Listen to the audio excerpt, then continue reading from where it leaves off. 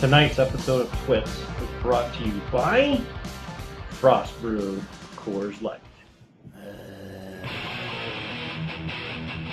Yeah, buddy. All right.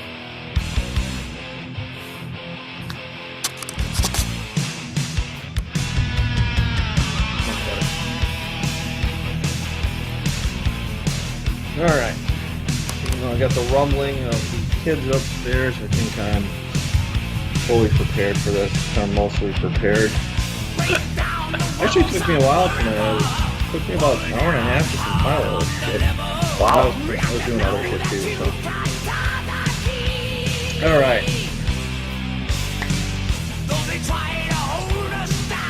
Hello again, everybody, and welcome back to the week number 8 edition of TWITS. And joining me once again from his palatial estate, Cerca Lago Vista, fresh off a week stint in the Pokey and Juarez, DJ Mike Paddock. How are you, sir? Great, glad and surprised to be back a little bit, actually. Really? They make it back and forth across the border, so yeah, good to be here. Yeah, well, you know, it's this is not a one-man show, Mike. This is especially if it's me on the one part. So glad you could jump the wall there, so to speak. And how is the wall, by the way? I tell you, that border crossing is no joke. Yeah, well, I believe you. Of course, that's not where they're crossing. Correct. So, Mike, we had a bit of a hiatus. You were, as we mentioned, traveling last week, so we haven't seen everyone from the Suffle in a couple weeks. So, welcome back, and we'll get rolling here, Mike, with the usual first segment, the Weekly Rewind. The Weekly Rewind this week presented by a beer that you and I believe both sampled on the Beers and Buses, or Brews and Buses tour a couple years ago, the Lake Monster. This is the Empty Rowboat IPA. Boncher and I found ourselves at Lake Monster, I believe, also this year. So pretty good IPA, not too shabby. So we'll use this to get through segment number 1, Mike. The usual 5 Suffle matchups in week number 7. Leading off the Battle of the Land of Lincoln. Saw Brixton and Tom square up. Brixton and Tom also made a appearance up here not too long ago, so it was good to meet Brixton and see Tom again. So, assuming they're both out of the hospital by now, Brixton 52, Tom 60. Tom gets the monster game out of Zeke. He avoids the suspension. You know, this is the lawyers again in play. He avoids the suspension and ends up biting Brixton, who also got a monster game out of Amari Cooper. So a battle of the big dogs there, but Tom takes it 60-52. Mike, you come out swinging. Big 6-4 for you. Alex Smith with 15. You took down Evan 64-42. In a high-scoring affair, Mike, something we'll touch on later in 3-pack facts. Thad outlasts Greg 73-70. Carson Wentz puts up 20 for Greg, not enough, as Boswell puts up 17 for Thad. The Commish and Wayne were really low scoring for a while. I picked it up there at the end to get above the 50 mark, which isn't too shabby. 51-29. The Commish takes down Wayne. Harrison Butthead with 13 points to lead the way for me. Butker? That's right. And damn near killed her. And then Tim, Monday night winner with a Jordan Reed 15-pack. 52-42 over Mickey, who was paced by Tyreek Hill and his dozen points. So there you go, Mike, the week that was for week number 7. So let's break into one of the new segments we busted out last week, Mike. Confidentially yours. We're going to take a look at the confidence pool standings and see how everyone's doing there from week number 6 to week number 7. Yeah, I for one didn't move at all because forgot to set my stuff while I was in Mexico, Yep. as you Yep. say. They don't have Tom, they don't have Wi-Fi in the Pokey, huh? they do. I didn't know what day it was, to tell you the truth. There you go. Missed it. So Tom leading the way with 88 points, followed by the commish at 81, and a tie for third, Greg and Wayne, both at 80. Rounding up the pack at the bottom is Thad at 49. Bit of a way to go. Yeah. Yeah, and I jumped a few spots. I was fifth 1 week ago after week 6.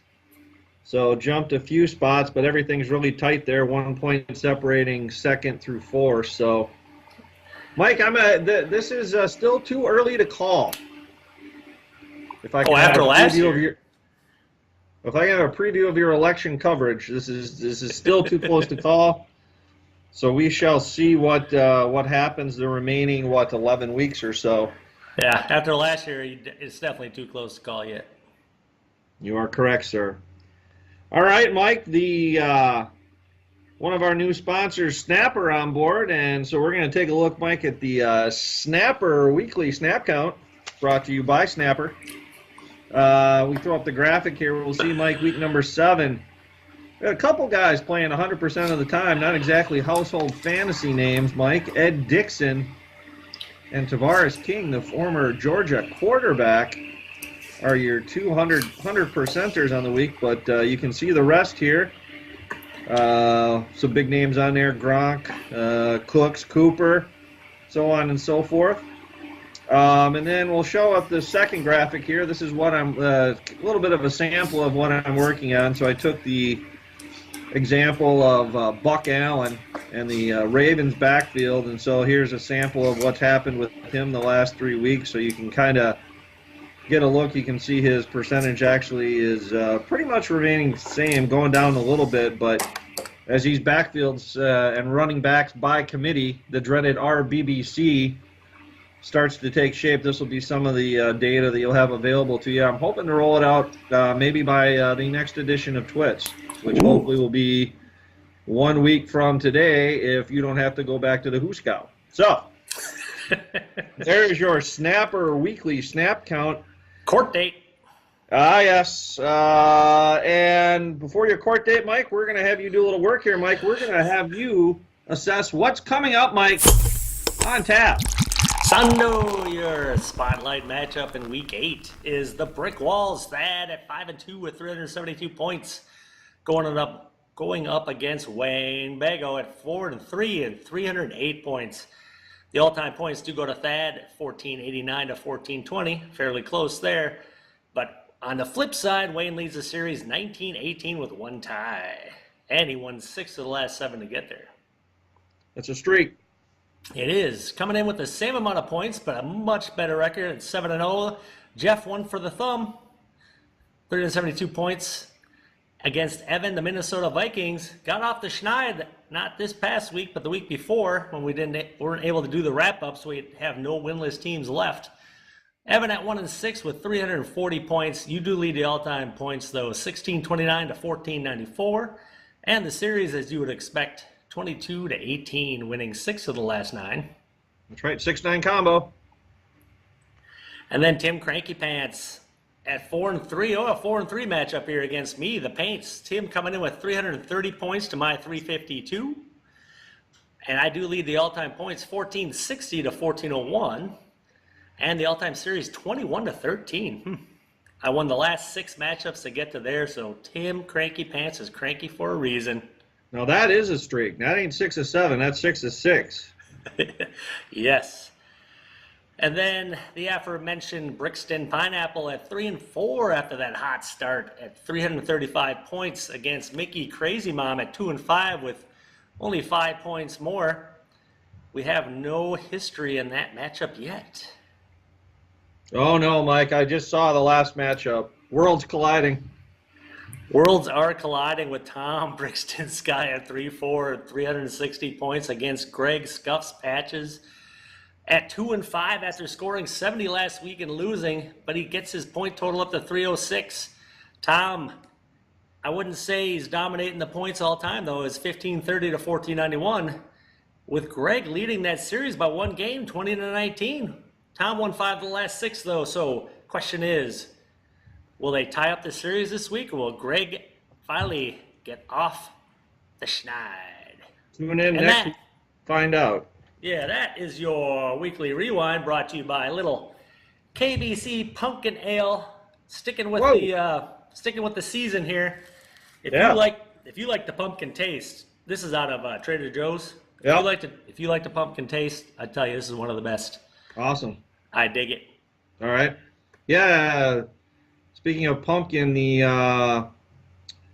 for those of you in the metro area, the Metroplex, Hammerheart just released their Hail to the Dark Gourd. Oh man! Which is a outstanding fall release. That's got some pumpkin in it too, and it's a beaut. Right now, I would recommend if you go up there, you start off with that, then you move to it's a spruce. I forget what the name of it is. There's a spruce one, and then they also have Boncher's favorite, Thor's Porter. Yeah, don't swallow your tongue trying to say the names of those beers. Oh yeah, no, you'll sprain something. All right, Mike. Well, we've reached the halfway point, Mike, of week number 8 here, and it's time to pay the bills. So we're going to take a short break, check out this video from our sponsor, and we'll be back right around the corner. How many ways can Snapper help you this fall? You can snap around your leaves, pack and sack them up with ease. It's a snap. You can twin back from the ground, clean and vacuum all around. It's a snap with a Snapper. With versatile Snapper lawn products, you can throw away your rake. Fall cleanup is a snap.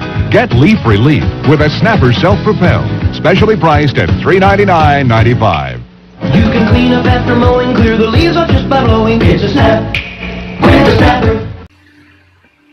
All right, welcome back to the show, everyone. I hope you enjoyed that trip down memory lane by Snapper. Brought to you by Snapper. Copyright the SFFL. Michael, we're going to break into the second half here with a 3-pack of facts. And as I mentioned earlier, we had this 73-70 tilt. So we'll play a little kind of skeptic or believer here at the start, too. So as we skipped over record setters, Mike, you probably know that was not a top 10 combined point total in the SFFL. Mike, what is your guess for the highest scoring SFFL game of all time? You want total? You want combined total? Yep. Combined total, I would say 171. That's not too shabby, my friend. 170. Woo! Tim 91, Thad 79, way back in week 4 of 2013. What you needed to get in the top 10, Mike, we almost had our first record setter. You need a 154. That's our 10th place game. Mickey 55, Greg 99 back in 2012. The interesting thing to note here, Mike, we have not had a top 10 combined points game since week 3 of 2015. So it has been a little bit of time for us since we've had an addition to that category. Let's pick it up, people. Yeah, no kidding. So, Greg took the L in that one, Mike. So, pseudo-skeptic or believer, what is your guess on the number of times in the history of the Shuffle where an owner has scored 70 or more points and lost? There's 2 right there, so let's make it 4. A little bit further off on that one, at least on a percentage basis. The number is 12. Mike, we'll throw up the graphic here. We see that the highest scoring owner, Mike, you should remember this, it was you, 2011, week 2, you played the aforementioned Greg Hodson, Ho Daddy, and he nipped you 81-79. So I know Greg was a little swarthy, a little lathered, if you will, about losing this week, but think back to week 2, 2011, Greg, you Mike's there scored 79 and lost. So You know he remembers that. yeah, you can see the graphic here on the 12 different times that has happened. And then, Mike, our last three-pack effect will show up a subset of that. So these 5 games are the times that someone has scored 70 or more and lost by 3 or less. It's happened 5 times. And then those games are right there. Most recently, obviously the 73-70. Then we had a couple of 72-70s, a 77-76.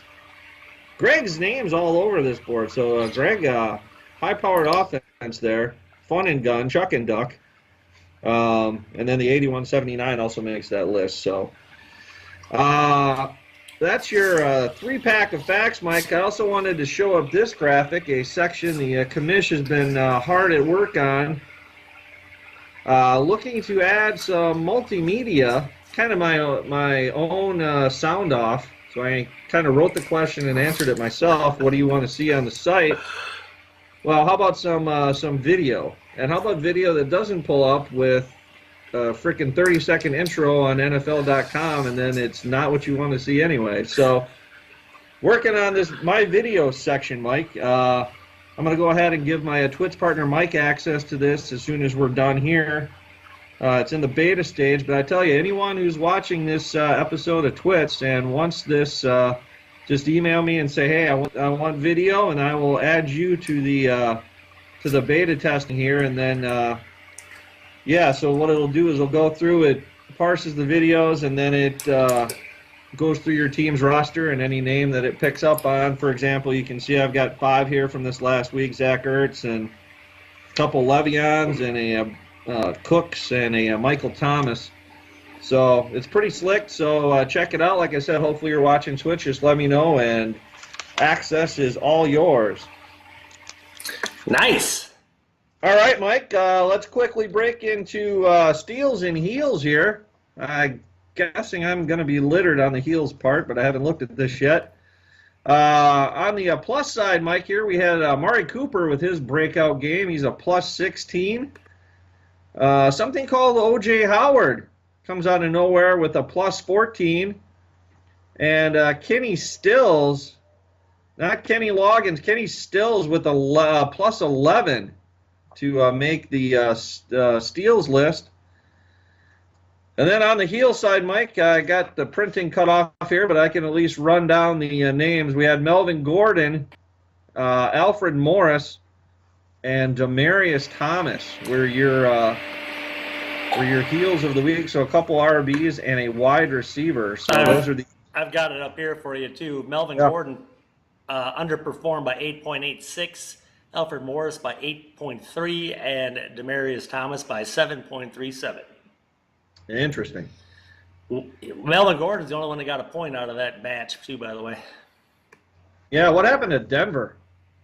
I don't know. C.J. Anderson owners are panicking. All right, Mike. Well, let's break into everyone's tertiary favorite segment here. A little chalk talk. Rough go last time for the chalk. We had the Chiefs laying 4 in Pittsburgh. I should have looked up the history of that series. Pittsburgh owns them, so that was an outright win for Pittsburgh. So that evens me out at 2-2 on the year, Mike. But we're gonna bounce back, hopefully, with a little game here that we'll be talking about in the next segment too. I believe this is the first time in Chalk Talk Dog of the Week history where we have opposing sides, but I'm going to go ahead and take the Buccaneers, Mike, and lay 2 points. Jameis Winston looked fine to me. I like the Buccaneers on home turf. Their defense is actually shored up a little bit. Carolina, obviously a bit of a wild card. You never know what to expect from them week to week, so Tampa could get blown up by 30, but I'm going to go ahead and lay the 2 points and take the Buccaneers to cover that 2 at home. Dog of the week, Mike. Sondo.